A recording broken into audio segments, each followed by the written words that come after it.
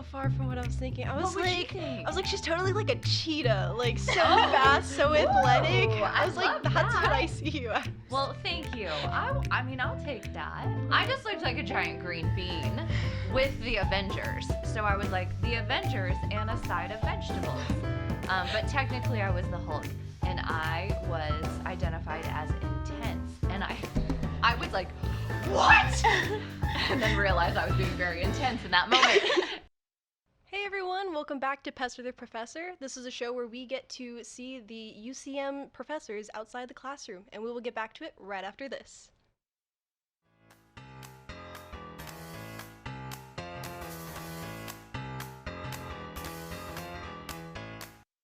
Hey guys, so I'm Leilani, And I'm Madeline Otero, and today we are joined by the Wonder Woman, the Communications Gladiator, the strongest of the strong. our sunshine, Miss Nikki Freeman. Hi. I'm so glad to be here with you. That was like an amazing introduction. I feel like I'm going to start every single class with that introduction now. You Put should. that on my syllabi. Dude, that'd be great. Yeah. Every time you come into class, everyone's like, so, who are you? All of these things. All of these things. That's who I am. I think it sums it up. Thank you. Thank you. But getting into it, our first question is, who are you?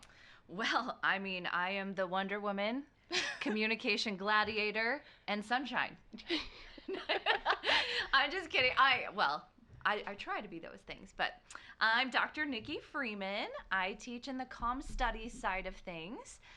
Organizational comm is my focus area, so all those small group, the leadership things, I love that.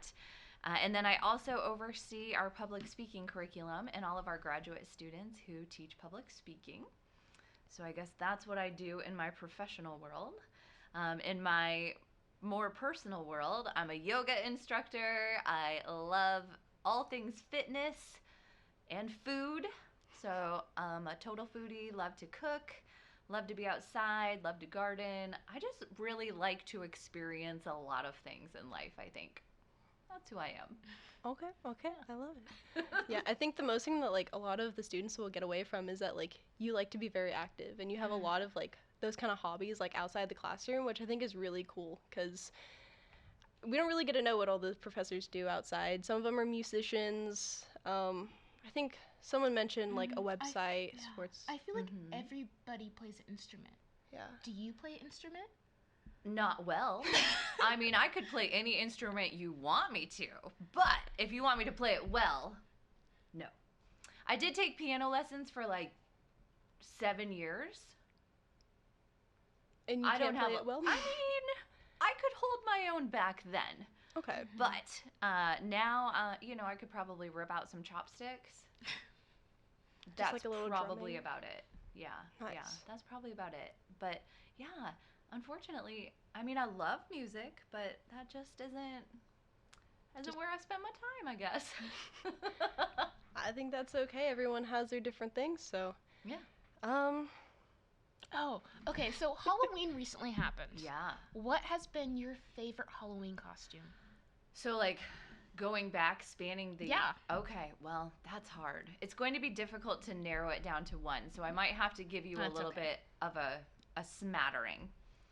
I think my most memorable costume from when I was very young was Cookie Monster.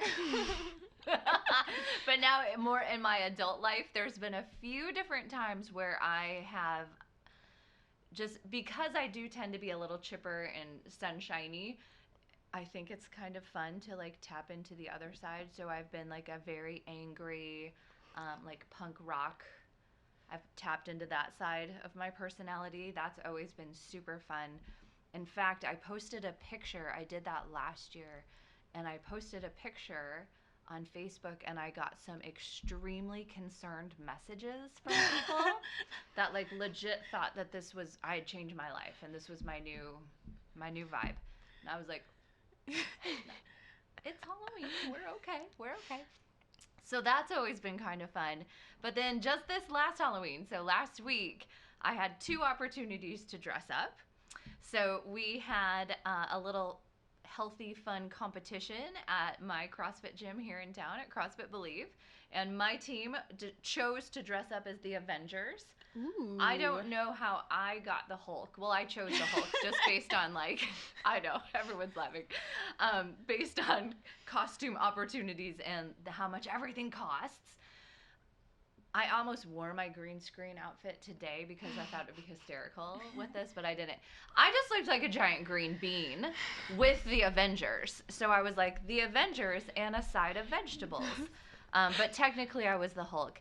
And then as the department, we dressed up as the cast of Ted Lasso, and I got to be Rebecca. And I love Rebecca. She's pretty amazing. So that was super fun as well. Nice. Yeah. That's cool. And multiple chances to do it, too. Oh, yeah. Yeah.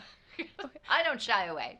I'm guessing that the last experience where people were concerned kind of made you not do that again. Oh my goodness, I totally would do it again. I think it's hysterical. Like, I think it was so fun. I just had to send him, I was like, listen, it's okay. This was Halloween. Everything is fine. And then, oh, okay. All right. Did you post it on Halloween, or was it like another day? I think it was just like a couple days before. But yeah, I mean, it was very, very clearly linked to a Halloween-themed party. But I think they just missed that part. It's okay. You know what? I took it as, like, so humbled that someone was that concerned to reach out to me and check in. So it was great. It was very sweet. Hey, you got people who are there for you. Exactly. So that's what you learned from it. Yeah, exactly. I'm That's lucky awesome. in that way. Yep. Yeah. What next? So this one I know that we ask to everybody. Oh. What animal do you think you are? Oh. I know we got some, like, I think we got wolves. There was a dog. Everybody wanted to be Yeah. a wolf. Yeah, I'm not a wolf. At Good. all. At all. I would love to say a sloth because that's my favorite animal, and they're just like, they just hug things all Aw. day. I mean, for their survival, that's like how they live, is hanging onto a tree. And they look like they're smiling all the time. But really, in all actuality, I'm not a sloth. I think I would probably be more of like the largest hummingbird you could ever see. I can see that. You I think so? love Okay. hummingbirds. Same, I do too. Awesome. They make me so happy. That was So- so far from what I was thinking. I What was would you like, think? I was like, she's totally like a cheetah, like so Oh. fast, so athletic. Ooh, I I was like, love that's what that. I see you as. Well, thank you. I mean, I'll take that. Yeah. I like the hummingbird though. That's really cute. Well, thank you. Just like always moving around, just so adorable. You know. Aw. Well, I like that. I like that. It was very Okay. creative too. Oh, We need well. more creativity on this show. Oh, okay.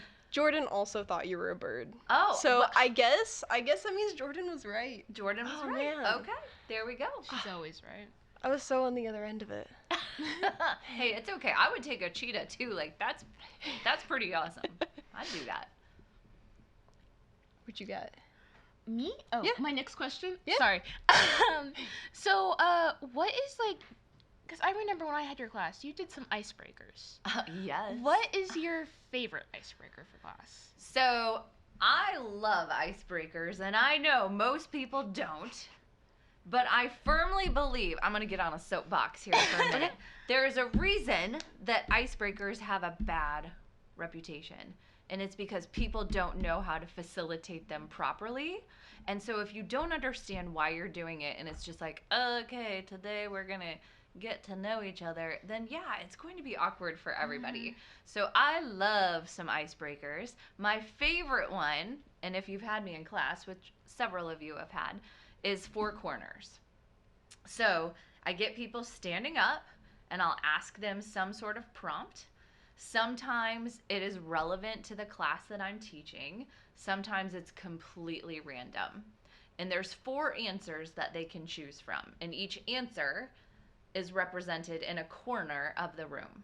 So for example, I would say, which animal are you most like? A monkey, a sloth, a cheetah, or a golden retriever? And students would have to choose which corner best represents them and go to that particular corner. So then I give them an opportunity to introduce themselves to everybody else who chose that thing, talk to one another about why they chose it, And then we open it up to a group discussion.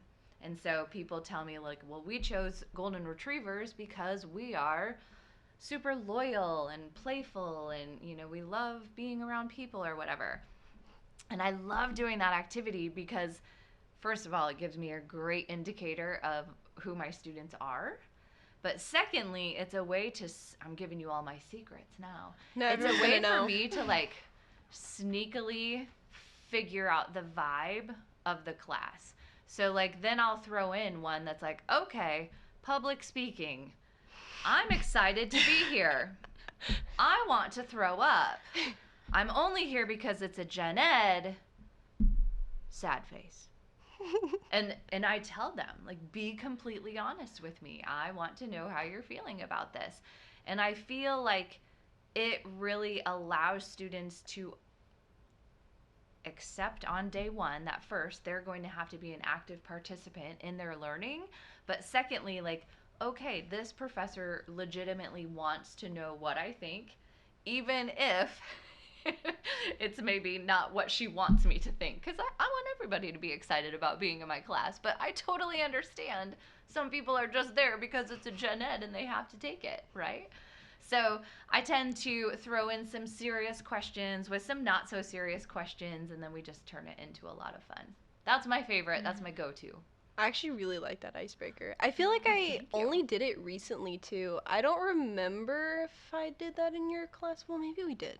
Because it was like the really big classroom with like yeah, it's hard in that one. Yeah. Yeah, just because there's so many people. Mhm. That's what I usually tend to do for my smaller classes. Oh. For that really large lecture hall, it's a little bit trickier, but Then I don't remember what we did, but I do really like that one because it gets everyone up and like moving around. yeah. So that's a good one. I think it's a really good icebreaker. Well, good. Thanks.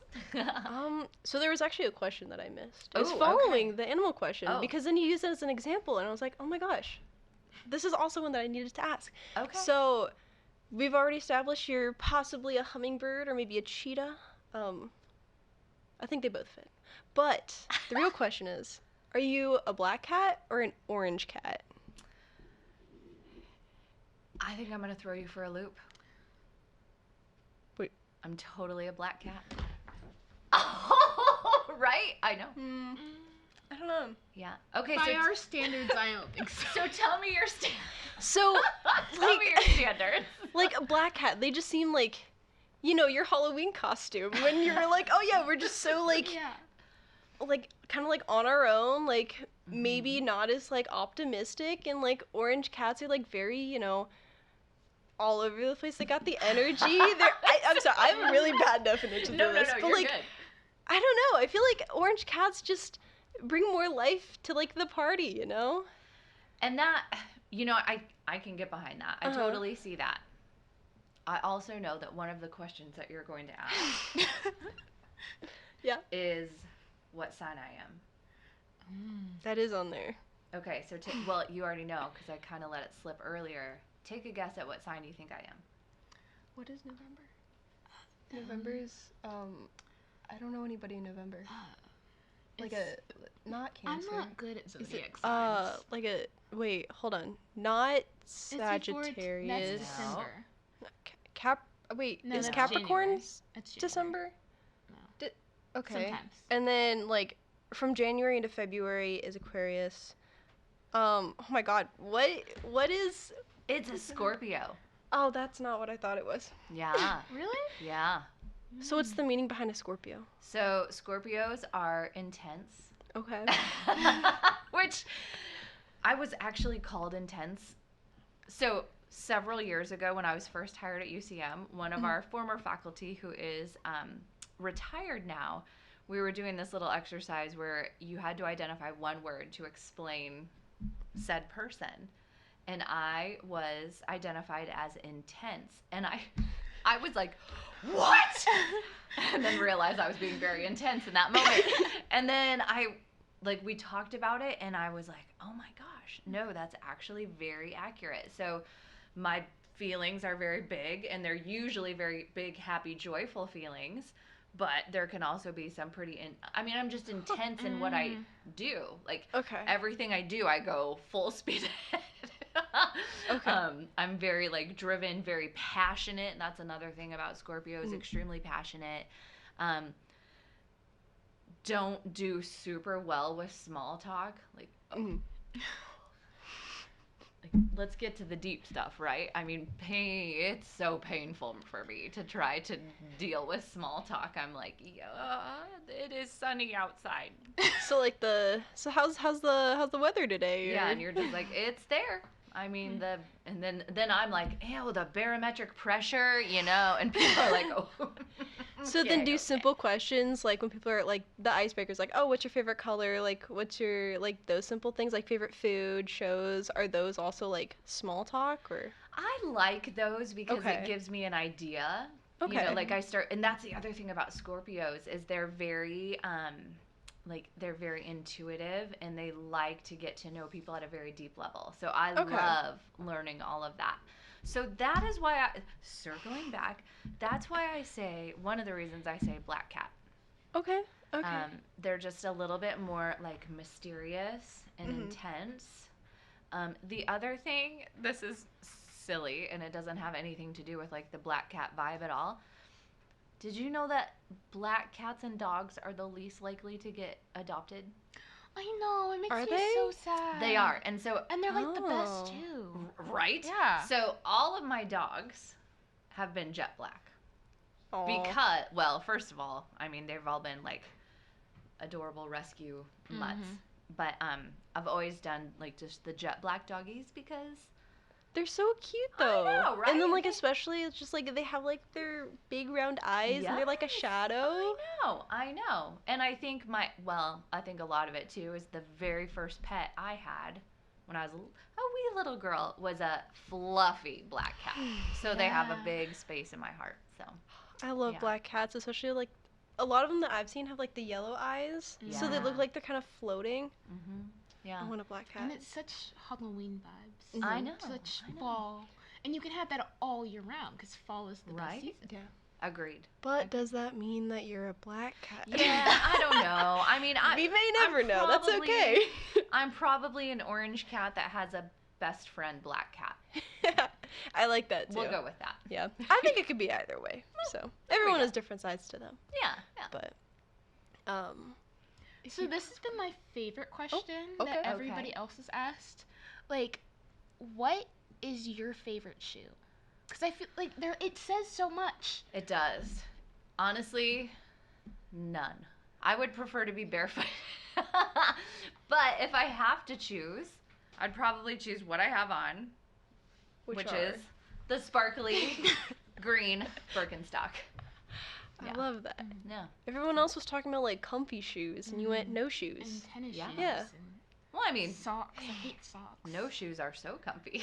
I'd rather just be bare feet. Like barefoot, kind of like like home situation where maybe it's like a hardwood floor or carpet, or you mean like outside too, like concrete or dirt or. I love to be in the grass with bare feet. I mean, I'm not going to willingly choose to walk across a gravel parking lot with my bare feet. That's good to know. Yeah, but in the grass, heck yeah, for sure. One with nature. Yes. I love it. It's super good. Grounding and getting your feet in the grass is actually super good for your central nervous system. Allows you to down-regulate. How did you get into like yoga and stuff? So I used to run all the time, and then I got tired of hurting all the time because I was hurting all the time.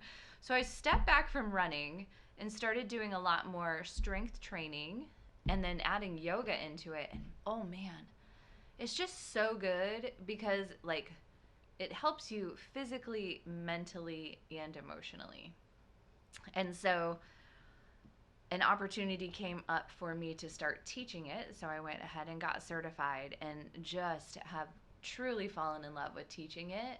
I think the holistic approach to it, because it's so good for our body and our brain, I love it. I love sharing that with anybody who just needs a little bit more grounding in their life and a little bit more balance in their life. For me, it's not so much the physical practice of yoga at all. Mm-hmm. It's the fact that now I get to be with this awesome community of people. We're taking time to just breathe, to slow down. as you've figured out with my hummingbird lifestyle, I don't slow down very often. So yoga is like where I have to slow down. And I can tell that my body and my brain are very thankful for those opportunities to slow down and be a little bit more quiet. Such a great place to just, to settle, to get more balanced. Is yoga like your meditation? Because it's kind of what it sounds like. I mean, it's a calming practice for me. I don't necessarily pull in meditation. I do a lot of breathing. So the cool thing about your central nervous system is breathing, which is one of the easiest things, right? Your body just does it naturally. But when we are intentional with how we use our breath, like that breath tells your central nervous system, it's okay to come back down to rest and digest. We don't have to be up here in fight, flight, freeze, or fawn. It's okay to come back to like homeostasis, right? But we are so amped up and like we're so plugged in and we don't slow down very often. So our system gets used to being like running up here. And often we just need to take opportunities to bring it back down. The breath is like the easiest way to do that if we learn how to use our breath effectively and we allow ourselves to slow down. So I love sharing that with students in my class, people in the community. We do a lot of yoga at CrossFit Believe. I do some in Sedalia. Like, it's just, it's great. Nice. Yeah. Everyone's told me to get into yoga, but like, Totally should. like I feel like it's always like something that people will do and like it's really helpful, especially like for their body and just relaxing. Yeah. And then like I'm always in this mindset where I'm like, no, I need to like keep moving and like keep doing things, but right. And that is exactly why we should do yoga. And I tell you, like the first few times I did it, I hated it because I was like, A, this is not a workout. I'm not sweating. B, I have a really long to-do list. Here I am just breathing with my eyes closed. And I was so annoyed by it. And then I was like, oh, wait a second. That's probably why I should do this more. Because that's not really a healthy place to be for long. So, yeah. okay. You let me know if you ever want to come. That. Yeah. Yeah, I feel like I should try that at some point. You totally 'cause, should. Yeah. Yeah. You should try that. I should it try every that. Tuesday I'm all night. over the place. Every Tuesday night. Okay. Yeah. Alright. There you go. Is yoga like, I know you said it's not like the most like active kind of thing, but is it like the favorite of like the athletic hobbies you have, or Ooh. what is your favorite? Oh, I don't know that I can choose. Okay. Because they all kind of serve a different purpose, right? So yoga serves this particular purpose of like the down regulation, the calming, so good. I love CrossFit and strength training because there's just something so empowering about that. And then I've gotten back into running and I love it too because it's just, like it's primal. Like people have been running forever. So it's just, I think I'm at an era in my life where I'm like, whoa, let's just see what this body can do. Okay. Maybe that leads me to not making the best decisions all the time, but why not? Let's see what this body can do. Might as well test the limits while you can. So. Exactly. That's what we're doing these days. Did you do like track and cross country in like college and high school? Well, no. Oh. No, I was not terribly athletic. I did run cross country because my friends were on the team and I just was a social butterfly. And also the parents, I think, felt bad for us. So they brought us snacks all the time and fed us meals all the time. And I was like, okay, I can get behind this. No, my sport that I was probably the best at in high school was golf. Okay. There you go. I can see that. Yeah. And then in college, actually, I was on our competitive speech team at the University of Northern Iowa. So. Nice. And the speech part is what got you into communications, but not the golf part into athletics. I know, right? I don't know why I'm not on the LPGA tour. But no, yes, yeah, my love for communication, and I always like dabbled with being in the teaching realm. Mm-hmm. Everyone in my family went like more of a medical route. Okay. and that's just totally how their brains operate. And so I always felt like I was deviating from the family plan a little bit. But talk about the most supportive and amazing family ever. And my dad was actually the one that was like, listen, let's figure out something that you are actually going to love and that you're good at. Aww. It's not math.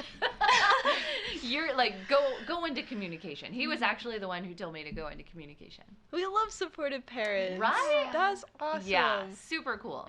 So Very did you know that you wanted to like do teaching since like high school, or is that something that you've gone like on a journey with? I always knew that I wanted to do teaching. So my undergrad is in English, speech, and theater. So all three of those. Theater? Yeah. So speech and theater was tied together where I did my undergraduate up in Iowa. And then I had English in there as well. And so loved it. Then taught in a bunch of different places. I actually have always loved the outdoors as well. So I kind of went on a random path for a little bit, and I was an outdoor education teacher. Ooh. So I like led caving trips and canoeing trips. It was a pretty great job. I taught classes at the botanical garden. Oh, that's cool. All sorts of fun, crazy things.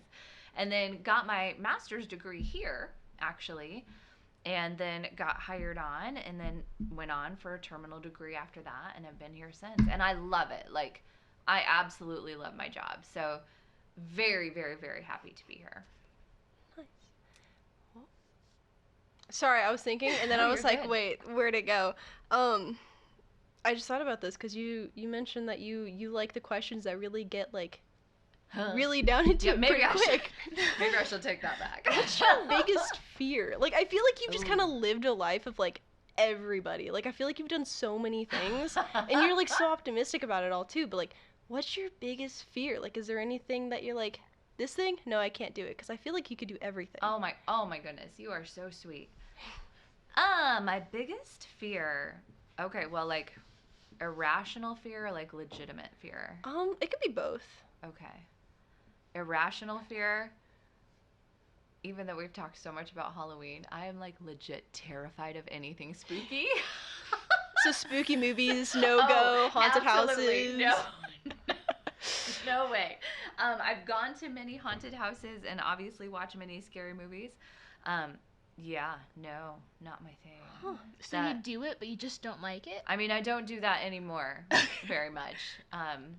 I went to a haunted house, like, I think I was in high school or maybe early college, and just was in the corner screaming for so long with a whole bunch of friends, obviously, but we were just in one corner of a room where they shut the door on you, and you were supposed to go to the other side of the room and open the other door and leave.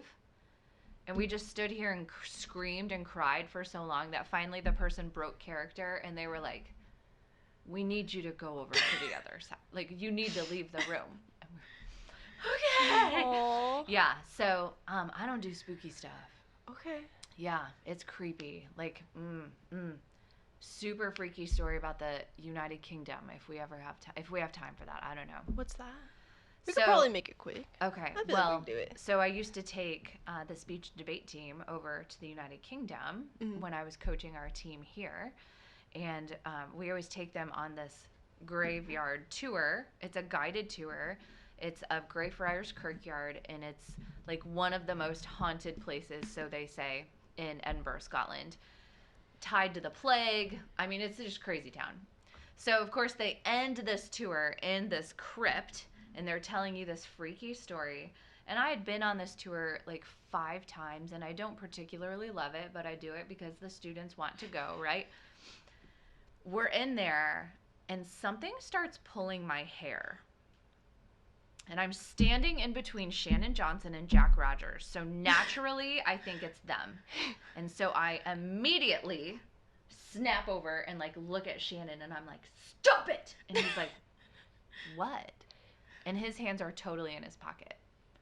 So I turn and I look at Jack, and I was like, do not touch me.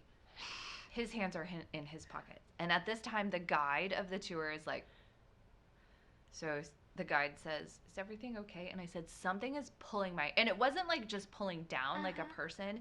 It was pulling up, like up.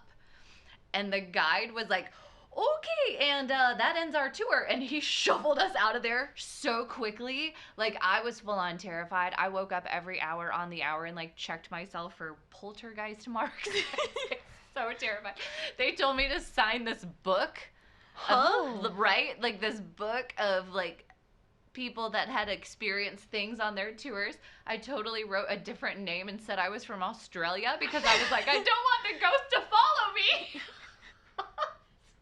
I don't know why the ghost was going to look in the book. That's crazy. I was like, They I'm have not a putting whole my real name book in for it too. Yeah, I know. And then the crazy thing was, Jack Rogers actually did some, like, ancestral stuff. And some of my very, very, very long ago ancestors had ties to that cemetery. So that was the end of that, and I decided to never go on that tour again. Yeah. That was creepy. Yes, but that was my irrational fear, I suppose. My rational fear, my real fear, I hold myself to, like, really high expectations, and I'm a bit of a perfectionist. That's fair. So I think disappointing my family would totally be a fear of mine, even though I know that I would have to do something, like, heinous to disappoint my family. But I got really lucky in the family department. I think my mom is, like, the most amazing woman in the world. My dad recently passed away, and he just was, like, the coolest human ever. And so disappointing them, I think, would be a huge fear of mine. Yeah. I think it's a fear that actually a lot of us probably have too. Oh, yeah. Because, like, For you know, sure. just being accepted by people, and especially, like, your family, because, like, you grew up with them, so. Yeah. And to just hold them in such high regard. Mhm. Like, they're pretty amazing people. So. Yeah. I think that one's reasonable. We have time for one more question. Okay. And this one we send off every single episode with. Oh. Nothing too intense. Right, Unless you okay. make it intense. Okay. Well, that's my MO. Everything's intense. No, I'm That just is kidding. true. That is true. Never mind. It will be intense. Yeah. But the question is, what piece of advice would you give somebody, whether it's, like, a student or just anybody? Just what is, like, your kind of greatest advice? Remember that you get to write your story. So we get sucked into a lot of, like, what society tells us that we should do or what our life should look like. We consume a lot of media, our friend circle, all of these external forces are things that we choose to give our time, effort, and energy to. But a lot of times when we aren't being super mindful of how much of our time, effort, and energy we're putting into those things, we just subconsciously start to allow them to be in the driver's seat of our own car, right? I would tell students to remember that they get to be the author of their story. And that should be empowering. Yes, everybody can be a part of it, that you want to be a part of it, but you get to write it the way that you want it to be. And your story might not look like anybody else's, and that's okay. It actually shouldn't look like anybody else's. Your story should be what makes you feel authentic, aligned, balanced, and excited. And if that's what your story is leading you to, then you are on the right path. And if it's not, it's always okay to rewrite the story. That is amazing advice. Oh, it's very beautiful. I really like that one. Well, thanks. And you, like, write that one above my door to write your own story. That's hey, a good I'm one. teaching a whole class on it next semester. You should take it. All right. Yeah. If I'm there after I graduate. Oh, well, okay, maybe not then. But that was good, and thank you so much for being on the show. It was great having you, and all your answers were amazing. I feel like we got to know you a lot more. Well, good. I'm glad. But yeah, so that was all that we have for this episode of Pester the Professor, and we will see you next time.